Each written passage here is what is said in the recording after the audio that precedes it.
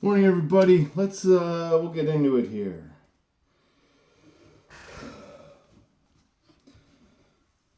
Next morning, I telephoned a friend in Montreal. He had plenty of money left and thought I had better go to Canada. By the following spring, we were living in our accustomed style. I felt like Napoleon returning to Alba. No Saint Helena for me. But drinking caught up with me again, and my generous friend had to let me go. This time we stayed broke. We went to living with my wife's parents. So imagine your friend was like, I can't do this anymore, as happens to a lot of us. They just cannot participate any longer as a bystander in the malady of our craziness. And so here he is on knees, hat in hand, asking his wife's parents if they can live with him. I found a job, then lost it as a result of a brawl with a taxi driver. Mercifully, no one could guess that I was to have no real employment for 5 years, or hardly drew a sober breath. My wife began to work in a department store, coming home exhausted to find me drunk. I became an unwelcome hanger-on at brokerage places. Liquor ceased to be luxurious.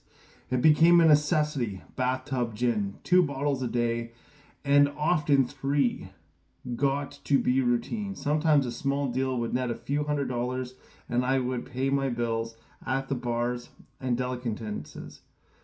This went on endlessly, and I began to waken very early in the morning, shaking violently. A tumbler full of gin, followed by half a dozen bottles of beer, would be required if I were to eat any breakfast. Nevertheless, I still thought I could control the situation, and there were periods of sobriety which renewed my wife's hope. So we have to understand that when Bill's drinking here, it was during Prohibition. So there was a lot of fake booze. We're seeing a lot, we're seeing this now with the drugs that are on the street now. They're not, they're made here, or the precursors are coming from somewhere else near here. It's the same situation, really, in the context that they had an epidemic of alcoholics who were literally going blind from gin. Sure, that's alcohol, but alcohol's just as deadly as fentanyl coming off of it. You can die. Liquor can kill you. So can heroin, right? So the thing is that we have to recognize here is the substance really doesn't matter. We put the identity in the substance, but that's not the truth of the matter. The matter is we're the issue. The drugs and alcohol never did anything to me. It's not a person. I'm the one who used drugs and alcohol, and became as crazy as I became. I take responsibility for that. When you're in active addiction, you're responsible for what's going on. 100%. Continue to read. Gradually, things got worse. The house was taken over by the mortgage holder. My mother-in-law died. My wife and father-in-law became ill. Then I got a promising business opportunity. Stocks were at a low point in 1932, and I had somehow formed a group to buy. I was to share generously in the profits. Then I went on a prodigious bender, and that chance vanished. I woke up. This had to be stopped. I saw I could not take so much as one drink. I was through forever. Before then, I had written lots of sweet promises, but my wife happily observed that this time I meant business, and I did so. Shortly after I came home drunk. There had been no fight. Where had been my high resolve? I simply didn't know. It hadn't even come to mind. Someone had pushed a drink my way, and I had taken it. Was I crazy? I began to wonder, for such an appalling lack of perspective seemed near being just that. So he's running on willpower. For whatever reason, us alcoholics, when we cross that line, willpower ceases to exist for us. It's gone. It's past my doing. There's nothing I can do about it. Yeah, he's running on willpower there. Renewing my resolve, I tried again. Some time passed, and confidence began to be replaced by cocksureness. I could laugh at the gin mills now. I had what it takes. One day I walked into a cafe to telephone. In no time I was beating on the bar, asking myself how it happened. As the whiskey rose to my head, I told myself I would manage better next time, but I might as well get good and drunk then, and I did. The remorse, horror, and hopelessness of the next morning are unforgettable. The courage to do battle was not there. My brain raced uncontrollably, and there was a terrible sense of impending calamity.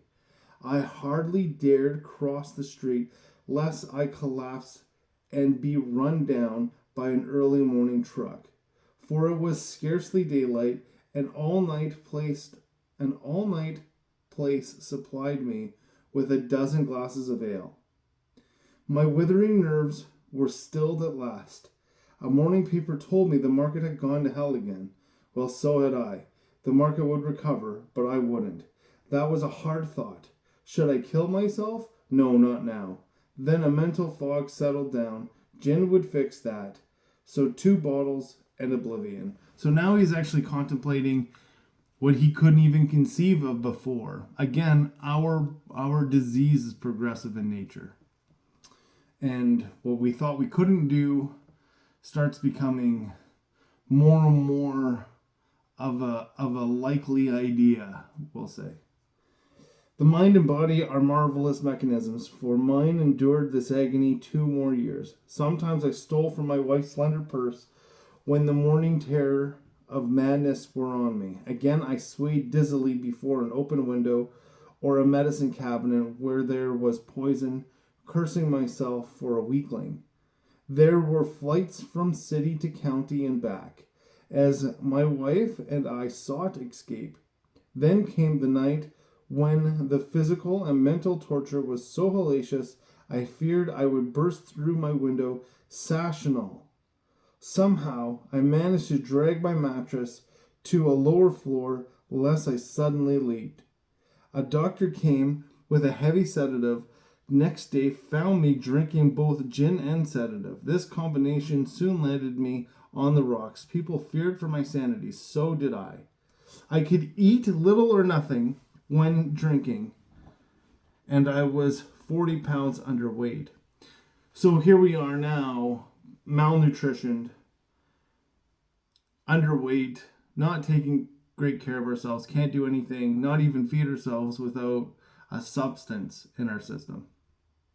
My brother-in-law is a physician, and through his kindness and that of my mother, I was placed in a nationally known hospital for the mental and physical rehabilitation of alcoholics. Under the so-called belladonna treatment, my brain cleared.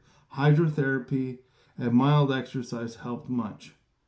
But of all, I met a kind doctor who explained that though certainly selfish and foolish, I had been seriously ill, bodily and mentally. It relieved me somewhat to learn that in alcoholics, the will is amazingly weakened when it comes to combating liquor.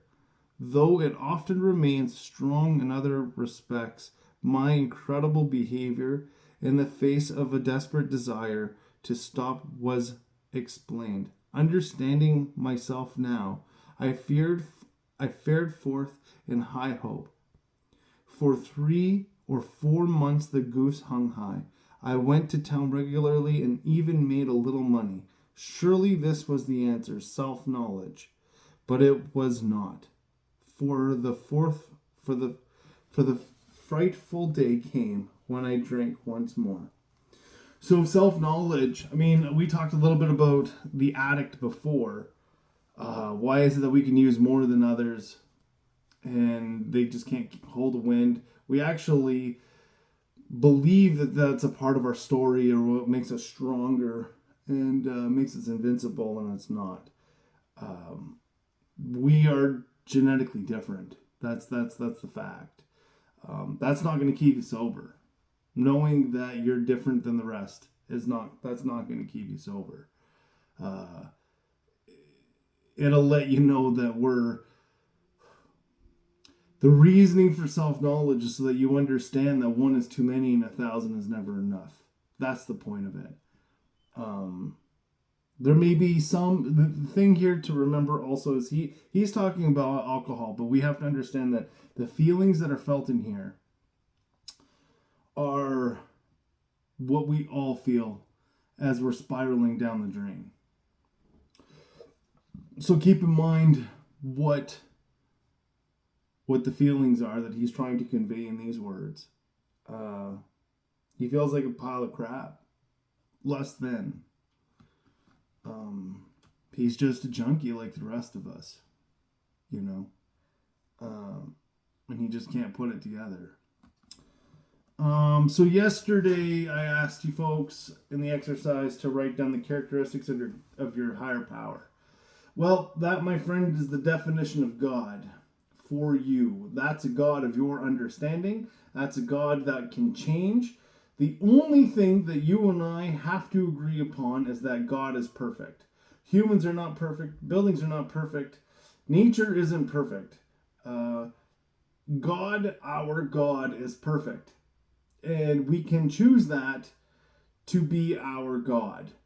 And it's going to change time and time again. You're also going to realize that some of those things in your God consciousness or your characteristics there are some things that you may fail at. That's okay. You can fail at them. God is there to give you those characteristics as perfectly as he possibly can in the situations that you find yourself in. So that being said, that God is going to grow. The hardest thing ever in life is to walk around saying, my higher power is this, this, and this, and this, and this, and then what you're doing is you're listing off all of your characteristics. What's just easier is to say the word God. Good orderly direction. Sure, it could be that. But it being that also means that it's those characteristics. It's those characteristics. I hope that helps you with the whole God thing. We're not talking about God as in a religious God. We're talking about God in a spiritual sense. Something that you can understand. I don't understand religious gods. That's not my thing. I definitely have a characteristic list of God, and I definitely believe in that God, and it showed up to work for me many, many a day. I rely upon that God for anything and everything I do, and I pray to that God because I understand it, and I know that God can protect me. So I'll continue tomorrow. I hope to God you all have a beautiful day. I'm overtime again. But same time, same place. We'll see you here tomorrow.